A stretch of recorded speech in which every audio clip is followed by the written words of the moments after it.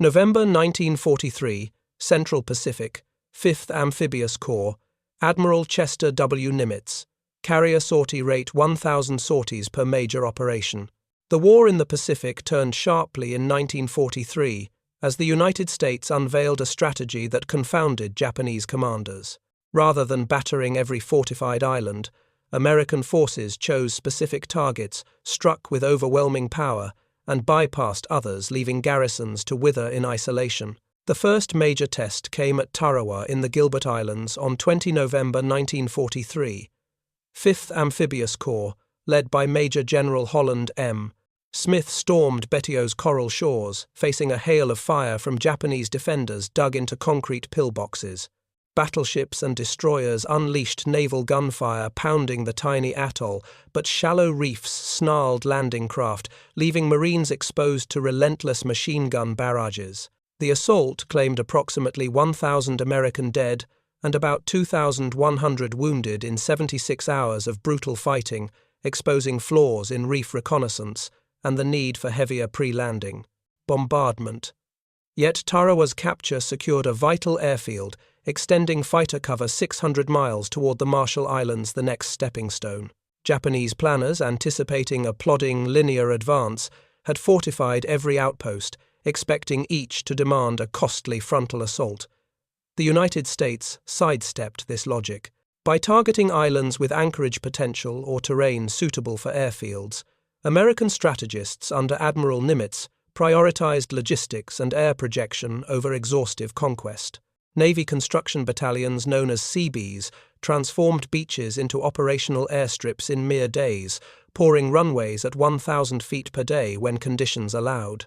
Bypassed strongholds like Rabaul on New Britain faced relentless interdiction from submarines and aircraft severing their supply lines.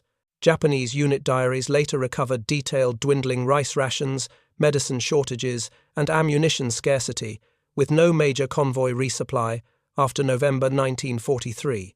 Isolation became a weapon as deadly as any bombardment. In the Central Pacific, Nimitz's command relied on fast carrier task forces, led by Vice Admiral Marc A. Mitscher, to deliver decisive blows. The fast carrier force operated as Task Force 50 in late 1943 and later as Task Force 58, hammering enemy defenses and sinking supply ships. These carriers, escorted by destroyers and cruisers, moved with precision their radar-directed combat air patrols, shielding amphibious landings. In the Southwest Pacific, General Douglas, MacArthur's forces pursued a parallel advance along New Guinea's rugged coast, supported by 7th Fleet amphibious ships and Allied air forces. Both theaters worked in concert to strangle Japan's outer perimeter, cutting sea lanes and isolating garrisons without engaging every stronghold. The strategy hinged on mobility and selective force, not attrition through endless sieges. The number that matters was range Boeing B-29 bombers required bases within 1,500 miles of Tokyo to strike Japan's home islands effectively. Tarawa's airfield, operational within weeks, shortened the logistical chain, enabling fighters to escort bombers and protect the fleet. Seabees and Army engineers worked under fire, grading coral and laying steel matting to support heavy aircraft. Mobile service squadrons, part of the Navy's fleet train, kept carriers and escorts fueled and armed, sustaining a tempo that Japanese forces could not match. Landing ship tanks and LVTs and Higgins boats delivered troops and materiel to beaches, while radar-directed naval gunfire pinned defenders during assaults. Japanese garrisons, expecting reinforcement, instead faced silence. Convoys ceased as American submarines prowled sea lanes, sinking freighters and oilers. Airfields on bypassed islands like those in the Carolines fell dormant as fuel and spare parts ran dry. The United States' refusal to engage every fortress disrupted Japan's defensive calculus, forcing commanders to spread resources thin across a vast ocean. By late 1943, the Central Pacific Drive had gained momentum with the Marshall Islands next in sight. Each captured island extended air cover and shortened supply lines, while bypassed garrisons withered under blockade. The strategy's elegance lay in its economy, maximum pressure with minimal direct assault. Carrier aviators reported dense flak and fierce dogfights early in the campaign, but Japanese air strength waned with each operation. Task Force 58's ability to project 1,000 sorties per operation overwhelmed airfields, and shipping clearing the path for landings. The Pacific's vast distances once Japan's shield became a liability as American logistics and mobility turned the ocean into a highway. Tarawa, though costly, proved the concept: seize, build, move. The Japanese, watching their perimeter crack, could not adapt to a foe that refused to fight on their terms. The island-hopping strategy refined after Tarawa rested on a precise command structure and engineering feats that sustained relentless American advances. In the Central Pacific, Admiral Chester W. Nimitz orchestrated the campaign wielding 5th Fleet under Admiral Raymond A. Spruance and 3rd Fleet under Admiral William F. Halsey. These fleets alternated control of the same fast carrier striking force, designated Task Force 58 or 38, led by Vice Admiral Marc A. Mitscher. This rotation kept carriers with their 1,000 sorties per major operation in near constant action while flag officers rested. In the Southwest Pacific, General Douglas MacArthur drove along New Guinea's coast, supported by 7th Fleet amphibious ships and Allied air forces under Lieutenant General George C. Kenney. The dual-theater approach stretched Japanese defenses, forcing them to guard multiple fronts against unpredictable strikes. The strategy's backbone was engineering and logistics. Navy, Seabees, and Army engineers turned captured beaches into airfields within days, laying 1,000 feet of runway daily under ideal conditions. Mobile service squadrons, part of the fleet train, delivered fuel, ammunition, and repairs to carriers and escorts at sea, sustaining operational tempo. Landing ship, tanks landing, craft infantry, and LVTs ferried troops and materiel to contested shores. Radar-directed naval gunfire suppressed defenders during landings, while combat air patrols shielded assault waves. These enablers ensured each captured island became a springboard for the next, shortening supply lines and extending air cover. Japanese commanders, entrenched in their perimeter mindset, fortified islands like Truk and Rabaul, expecting direct assaults. The United States bypassed these strongholds, using air and submarine interdiction to cut supply lines. By early 1944, Rabaul's garrison under General Hitoshi Imamura faced starvation with no major convoy resupply after November 1943. Japanese logistics faltered as American submarines sank millions of tons in total, peaking in 1944, starving bypassed bases of food, fuel, and ammunition. The constraint was supply isolated garrisons, lost combat power without firing a shot.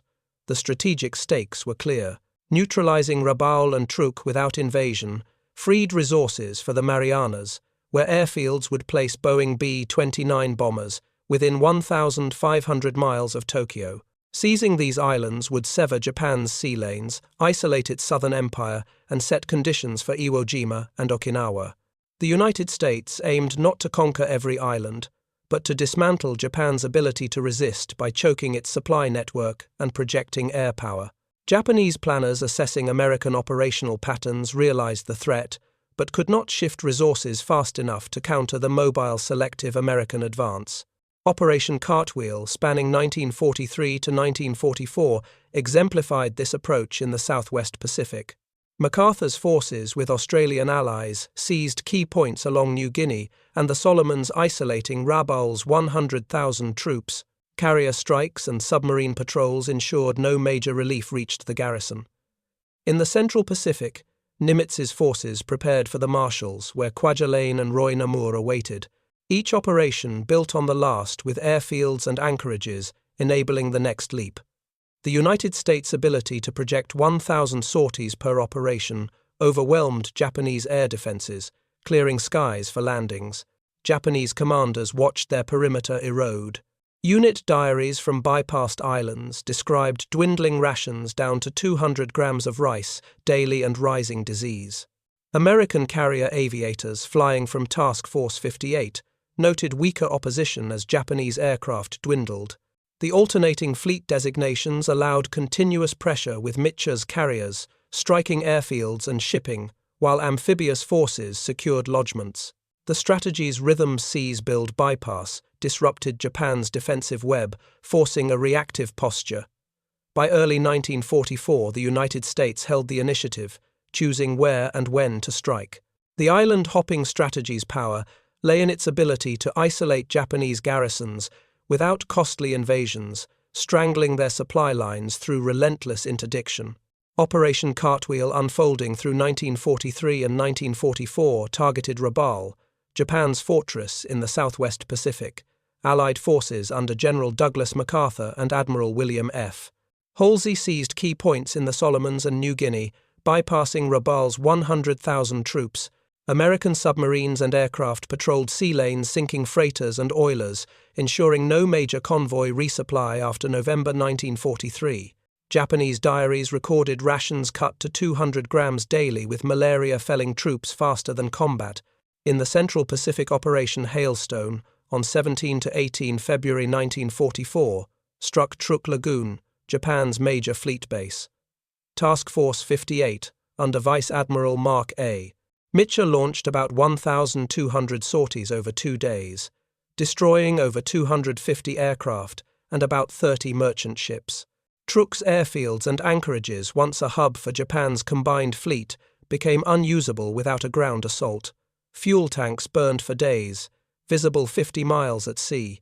This strike neutralized Truk's strategic value, proving carriers could cripple fortified bases from afar. Each captured island extended American air cover and shortened logistical chains. The Gilberts, seized in late 1943, placed fighters within 600 miles of the Marshalls. The Marshalls' capture, in February 1944, brought the Marianas within Boeing B-29 range, 1,500 miles from Tokyo. Seabees graded coral runways at 1,000 feet per day, enabling land-based aircraft to support the next leap. The fleet train, with its mobile service squadrons, kept carriers fueled and armed at sea, sustaining 1,000 sorties per major operation. This logistical web allowed American forces to strike, build, and move before Japan could respond. Japanese garrisons on bypassed islands faced a slow death. In the Carolines and Marshalls, troops recorded no convoys after early 1944, with ammunition stocks dwindling to 10 rounds per rifle in some outposts. American submarines operating in wolf packs sank millions of tons in total, peaking in 1944, targeting freighters and tankers. Carrier aircraft struck airfields and harbors, preventing reinforcement. Japanese commanders expecting frontal assaults found their fortified islands irrelevant as American forces leapfrogged to strategic targets. The number that matters was isolation without supplies. Combat power eroded faster than any bombardment could achieve. The alternating fleet designations, 5th Fleet as Task Force 58, 3rd Fleet as Task Force 38, kept the same carriers in near-continuous action. Admiral Raymond A. Spruance and Admiral Halsey rotated command, ensuring fresh leadership, while Mitscher's carriers delivered relentless strikes. Radar-directed combat air patrols protected amphibious landings, while naval gunfire pinned defenders. This coordination allowed American forces to seize airfields and anchorages, turning each island into a platform for the next advance, while bypassed garrisons succumbed in isolation. The island-hopping campaign, while strategically efficient, exacted a heavy toll on both sides, etched in the experiences of those who fought and endured. American Marines and Army infantry faced brief but savage landings, wading through coral shallows under machine gun fire. At Tarawa, on 20 November 1943, 5th Amphibious Corps endured approximately 3,000 U.S. casualties in 76 hours, including about 1,000 killed, as Japanese pillboxes raked landing craft stranded on reefs. Survivors described wading chest-deep rifles held overhead, while naval gunfire roared, pounding defenses. Seabees followed, grading 1,000 feet of runway daily, transforming blood-soaked beaches into airfields within days. These strips launched fighters, extending cover 600 miles to the next objective. Japanese garrisons left to wither on bypassed islands faced a different ordeal. In the Marshalls and Carolines, troops under commanders like Rear Admiral Kakuji Kakuta recorded despair as supplies ceased.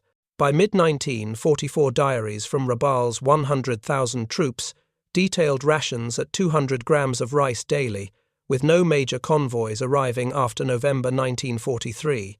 Malaria and dysentery spread, killing more than bullets.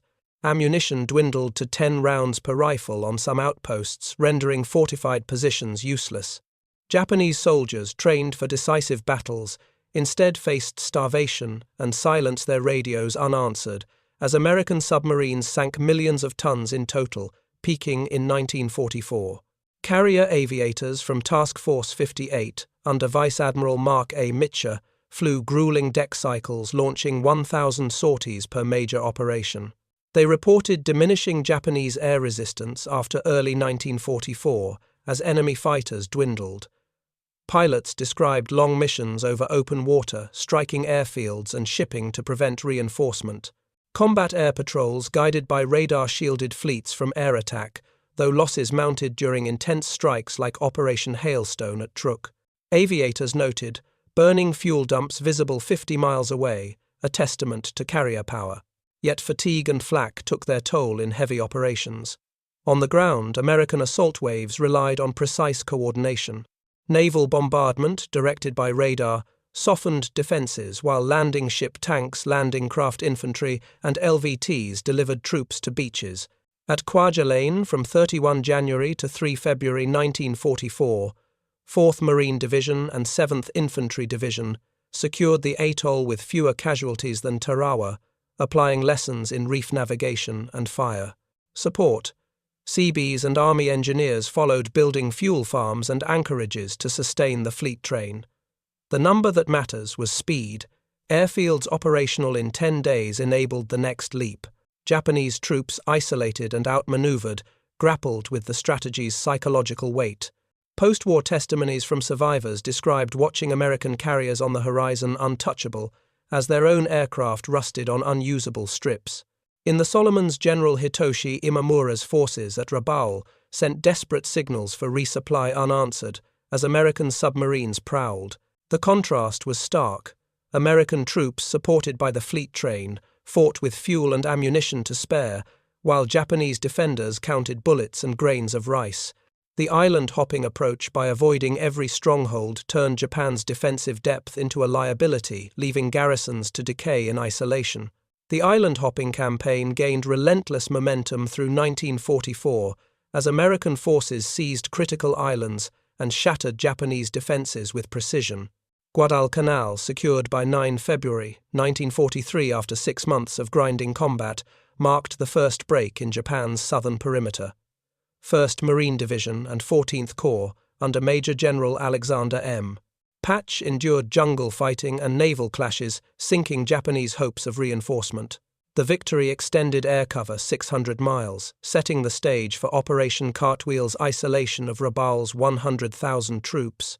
Submarines and aircraft ensured no major convoy resupply after November 1943. Tarawa's lessons shaped the next leap. At Kwajalein and Roy Namur, from 31 January to 3 February 1944, 5th Amphibious Corps, under Major General Holland M. Smith, applied improved reef navigation and heavier bombardment.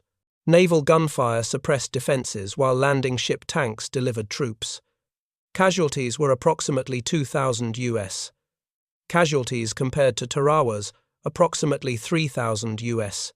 casualties, including about 1,000 killed. Seabees built airfields in 10 days, supporting fighters and bombers for the Marianas push. Intensive carrier maintenance cycles kept carriers operational. Operation Hailstone, on 17 to 18 February 1944, crippled. Truk, Lagoon. Task Force 58, under Vice Admiral Marc A. Mitscher, launched about 1,200 sorties, sinking about 30 merchant ships and destroying over 250 aircraft. Truk's anchorage, once Japan's Pearl Harbor, burned for days, its strategic value erased without a landing. This strike confirmed carriers as the campaign's spearhead, projecting power across 1,500 miles to the Marianas. Japanese commanders, stunned, scrambled to reinforce, but American submarines sank millions of tons in total, peaking in 1944, starving forward bases. Saipan, from 15 June to 9 July 1944, marked a turning point. 5th Amphibious Corps, under Lieutenant General Holland M. Smith, faced Lieutenant General Yoshitsugu Saito's 31st Army. Heavy bombardment preceded landings, but fierce resistance cost about 3,000 American dead.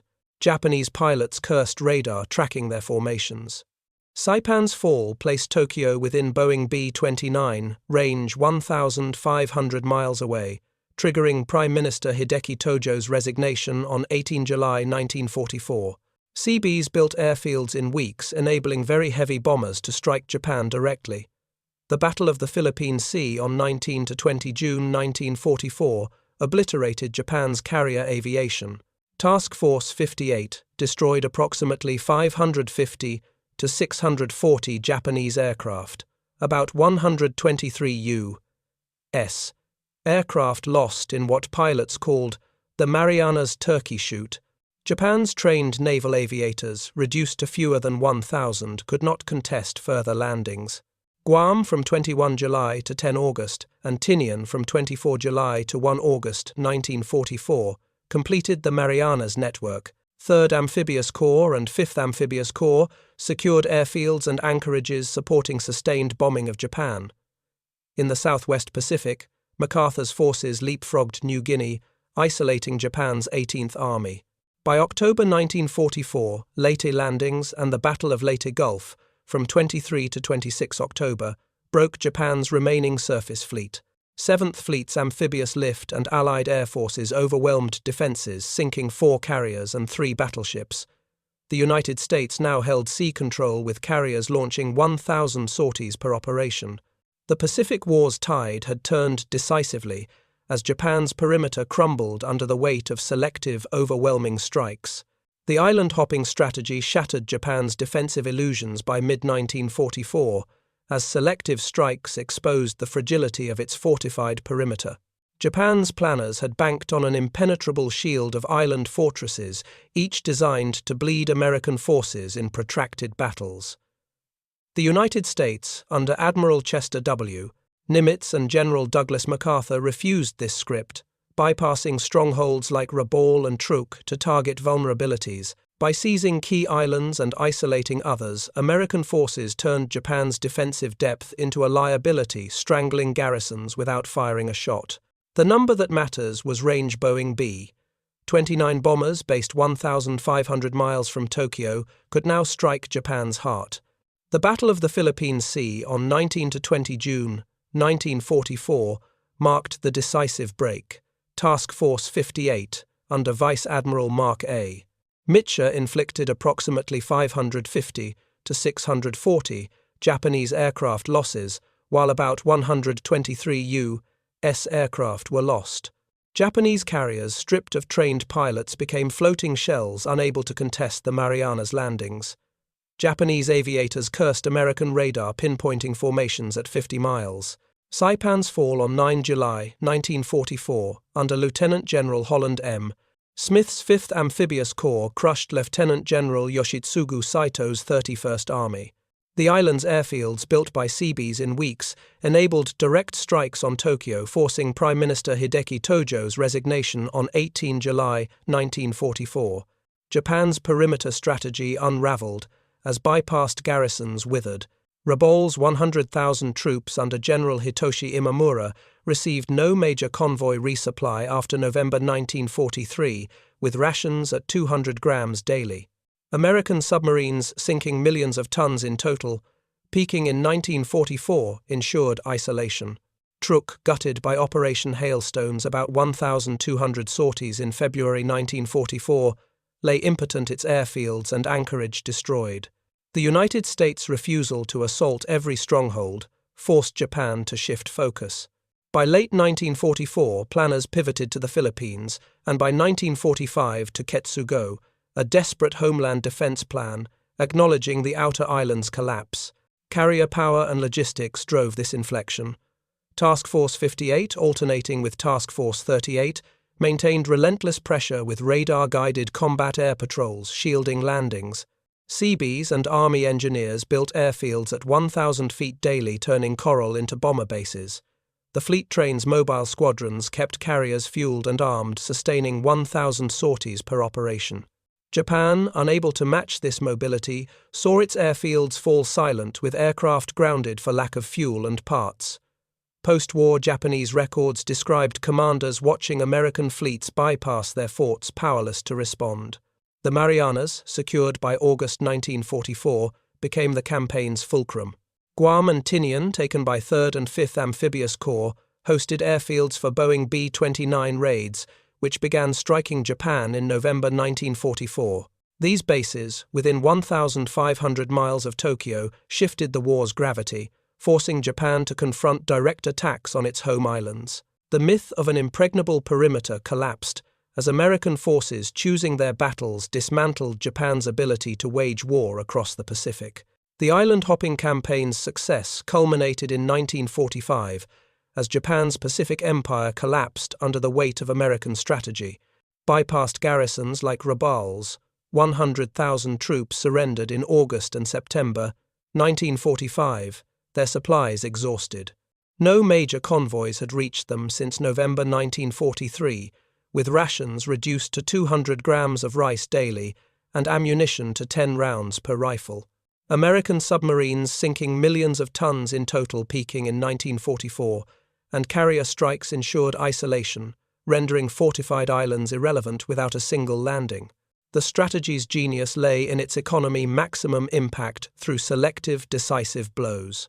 The Marianas, secured by August 1944, became the backbone of American air power. Seabees and Army engineers built airfields on Saipan, Guam, and Tinian at 1,000 feet daily, enabling Boeing B-29 bombers to strike Tokyo from 1,500 miles away. These raids, beginning November 1944, targeted factories, ports, and cities, eroding Japan's industrial capacity.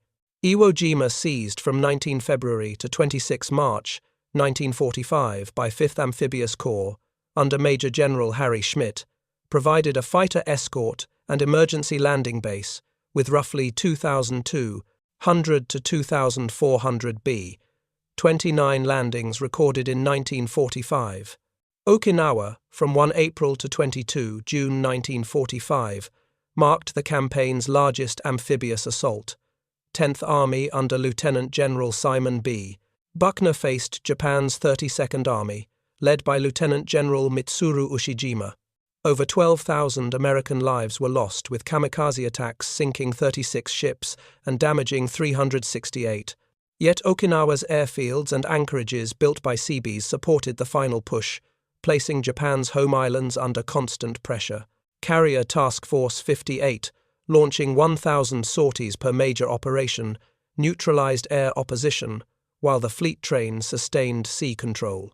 In the southwest Pacific, General Douglas MacArthur's leapfrogging along New Guinea isolated Japan's 18th Army, with airfields operational in 10 days supporting the Philippines campaign. The Battle of Leyte Gulf, from 23 to 26 October 1944, destroyed Japan's remaining surface fleet, sinking 4 carriers and 3 battleships. This victory, coupled with carrier dominance, ensured unchallenged American sea control. By mid-1945, Japan's maritime lifelines were severed with submarines and aircraft, enforcing a blockade that starved its economy and military. Japanese commanders, facing the collapse of their perimeter, shifted to Ketsugo, a desperate plan to defend the home islands. Post-war records revealed their realization: fortified outposts, once thought impregnable, were liabilities without supply or air cover. American strategy, seizing key islands, building bases, and bypassing others, forced Japan into a defensive crouch. The Marianas, Iwo Jima, and Okinawa enabled sustained bombing with Boeing B-29s, dropping over 100,000 tons of bombs by August 1945. This pressure, combined with submarine blockades, crippled Japan's ability to resist. The campaign's outcome was stark. Island hopping avoided the bloodbath of storming every stronghold, achieving strategic victory through mobility and isolation. Bypassed garrisons capitulated without relief, their troops emaciated and ineffective.